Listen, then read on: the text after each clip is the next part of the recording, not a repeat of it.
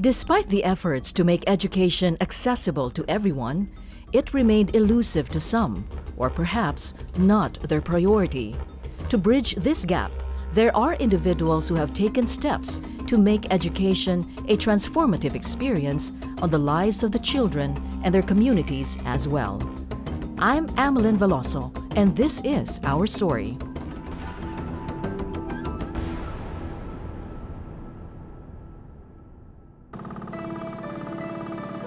Pangarap ko sa akit-aral, hindi naman kailangan ang akit-aral ay lumaki o makilala.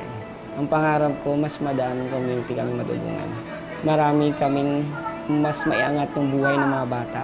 Hindi natin pwedeng makita yung mga bata nga sa oras ng pasukan, andun sa bukid, nandun sa dagat para manisid.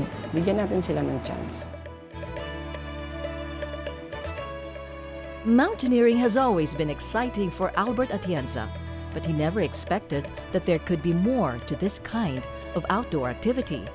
The dire condition of the communities he's been to, especially children who cannot afford to go to school, motivated him to form a group known as Akyat Aral. I'm Albert Atienza, Events and Production Coordinator sa advertising for 11 years. Ako po yung chairman and founder of Akyat Aral. Ang Akyat Aral is a mission of hope for the children. Kumbaga, umaakyat kami para makapag-aral ang mga bata. Yung pinupuntahan talaga namin is yung kailangan na puntahan na hindi na naabot ng mga nasa gobyerno natin.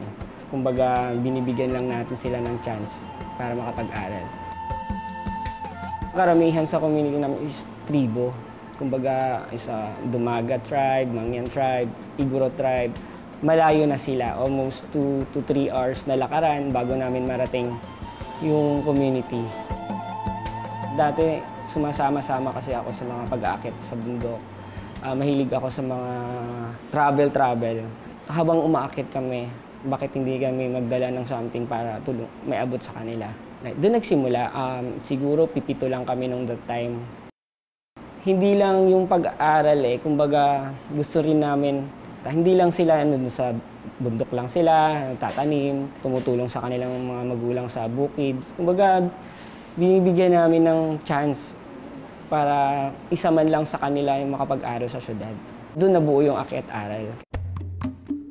Sumunod nun, nagbukas kami ng panibagong community, search sa blog, kung anong mga hindi na naaabot ng tulong ng gobyerno. May isang blog na taga Nueva Ecija na humingi din sila ng tulong dun sa mga taga Dumaga tribe. Mga kasama ko, inocular nila yun. Nakita ko talaga na kailangan talaga nila.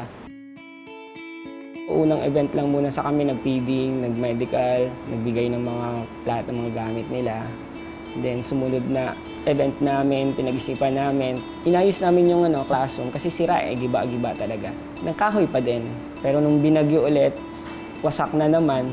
Kailangan na namin ng patayuan sila ng semento na eskwelahan. Pwede nilang magamit pag bumagyo. Kasi bahay nila doon, Pinatayuan din namin sila ng playground. Isipin mo sa bundok, nakarating yung playground.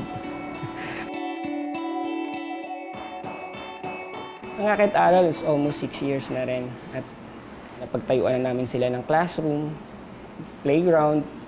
Hindi lang mga bata ang nakikinabang, hindi lang school supplies ang naibibigay namin kasi ang buong community, nabigyan din namin sila ng patubig like water pump, hose. Sa ibang community na walang ilaw sa school, nabigyan din namin sila ng solar panel. Itong last, paggawa kami ng library pa dun sa isang community sa gitna ng dagat na walang-wala. Bago naman po kami pupunta doon is inaalam po namin yung sitwasyon nila, ano pangangailangan nila, paano ba ang transportation ng mga gamit na pag pumupunta kami doon. Kinukumpute ko na doon sa hardware kung magkano magagastos lahat mula sa mga paghatid doon sa mga taong tutulong nito hanggang makarating.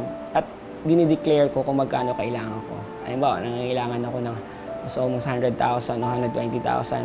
Yun lang. Popost ko sa Facebook, may magdo-donate, magte-text sila sa akin, ito akin. Dideclare ko kung kanino galing yung bawat sintabo na dinonate.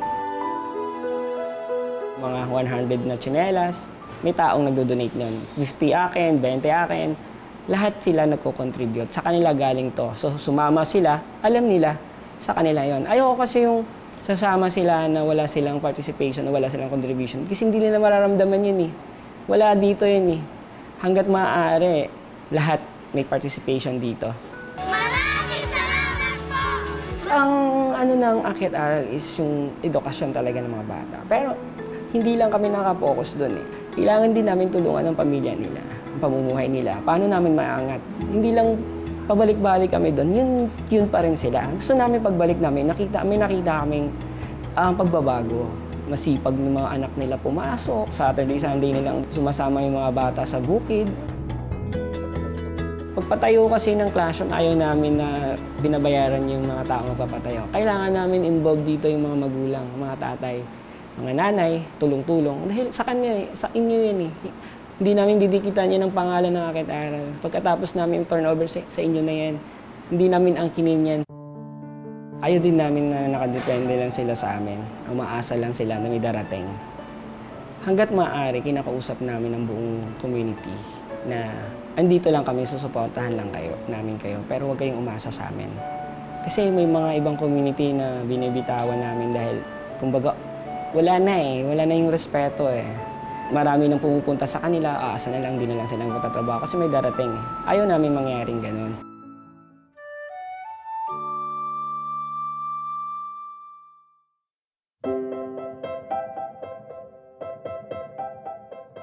At a young age, Albert invested so much in education, a principle and discipline he carried over in running Akyat Aral as an organization. Nabuhay din ako sa isang probinsya na wala ang maibigay yung lola, kasi doon ako lumaki sa lola at lola ko. Trabaho ako pag Saturday, Sunday para may baon ako.